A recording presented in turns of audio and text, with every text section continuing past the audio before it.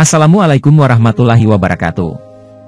Hari ini kita akan membahas terkait begini cara Rasulullah Shallallahu Alaihi Wasallam mengasuh anak. Dalam menghadapi anak-anak, Rasulullah Shallallahu Alaihi Wasallam telah memberikan banyak contoh yang bisa diikuti.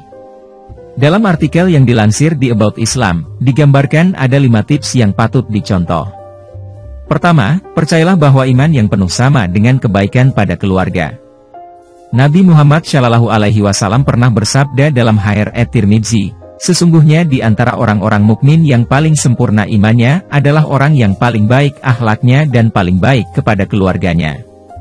Dalam Islam, iman dan keluarga berjalan beriringan. Orang tua kita memiliki hak atas kita, dan ketika kita sendiri menjadi orang tua, anak-anak kita memiliki hak atas kita, tulis Habibah Hussein dalam artikel tersebut. Ia menyebut tidak ada jalan pintas dalam hal fokus dan membesarkan keluarga yang saleh. Meski demikian, ada panduan penting dari Rasul, sama seperti dalam setiap aspek kehidupan muslim lainnya. Selanjutnya, dalam mengasuh anak tidak ada salahnya dilakukan sambil bermain.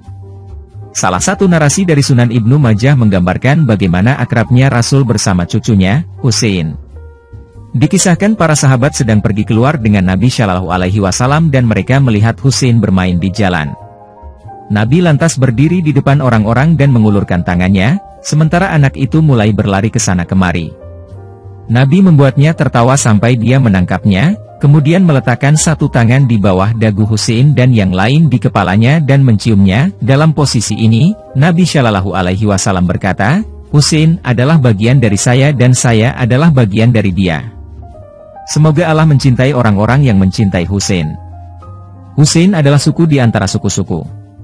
Kisah di atas merupakan gambaran indah tentang cara Nabi berinteraksi dengan cucunya, Husain. Keceriaan, kebahagiaan dan kasih sayang hanyalah sebagian dari kata-kata mengharukan yang terlintas di benak saat membaca narasi ini. Lanjut Husain, melihat contoh tersebut, tidak ada salahnya bagi orang tua muslim juga mencoba memperlakukan anak-anak dalam kehidupan mereka dengan cara yang sama. Karena iman dan keluarga berjalan beriringan dalam Islam, seorang muslim harus memastikan hubungannya dengan keluarga kokoh, agar memiliki kedudukan yang dihormati di hadapan Yang Maha Kuasa. Ketiga, orang tua harus menahan diri dalam memarahi anak-anak atau keluarganya. Anas bin Malik, seorang hamba muda yang tinggal di rumah Nabi Muhammad Shallallahu Alaihi Wasallam menceritakan ia belum pernah melihat ada orang yang lebih baik kepada keluarga daripada Rasulullah. HR Muslim, meskipun terkadang Anas bin Malik terpeleset dalam tugasnya karena usianya yang masih muda, Nabi tidak akan cepat memarahinya. Bahkan, Anas bin Malik berkata, saya melayani Nabi di Madinah selama 10 tahun. Saya adalah seorang anak laki-laki. Setiap pekerjaan yang saya lakukan tidak sesuai dengan keinginan tuan saya. Ia tidak pernah berkata kepada saya, dia juga tidak mengatakan kepada saya, mengapa kamu melakukan ini? Atau mengapa Anda tidak melakukan ini? Sunan Abi Dawud, keempat. Nabi Shallallahu Alaihi Wasallam selalu mengajarkan untuk menunjukkan rasa cinta kepada orang-orang terdekat, terlebih keluarga dan anak-anak.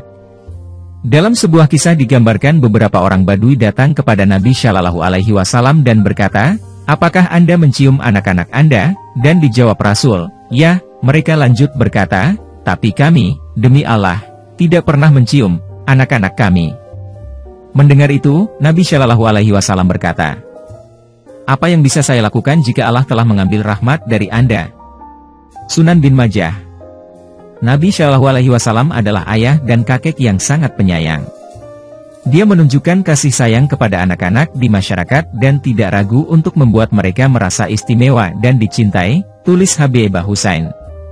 Apa yang dilakukan Rasulullah Shallallahu Alaihi Wasallam ini sangat bertolak belakang dengan laki-laki pada masanya, yang menganggap menunjukkan kelembutan kepada keluarga dan anak-anak bukanlah ciri maskulin. Orang Badui dalam kisah di atas sebenarnya menyombongkan diri untuk tidak mencium anak-anak, karena mereka sering dilihat sebagai komoditas belaka dan bertindak kasar lebih sesuai dengan gambaran, menjadi laki-laki. Sementara, Nabi malah menyoroti menunjukkan belas kasihan dan kasih sayang kepada anak-anak memang jalan yang lebih baik untuk diambil.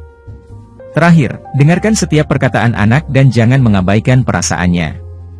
Pada suatu ketika, adik dari Anas bin Malik, Abu Umair, kehilangan burung peliharaannya yang bernama Nugair. Setelah melihat kesusahan anak itu, Nabi Shallallahu Alaihi Wasallam menghibur anak muda itu dan bertanya tentang hewan peliharaannya. Hair Bukhari. Di sini, terlihat contoh Nabi Shallallahu Alaihi Wasallam mengambil tindakan yang sangat perhatian untuk membantu seorang anak kecil, sementara banyak orang dewasa akan menepis situasi yang tampaknya sepele. Hubungan semacam ini dapat membangun kepercayaan, komunikasi terbuka dan validasi bagi anak.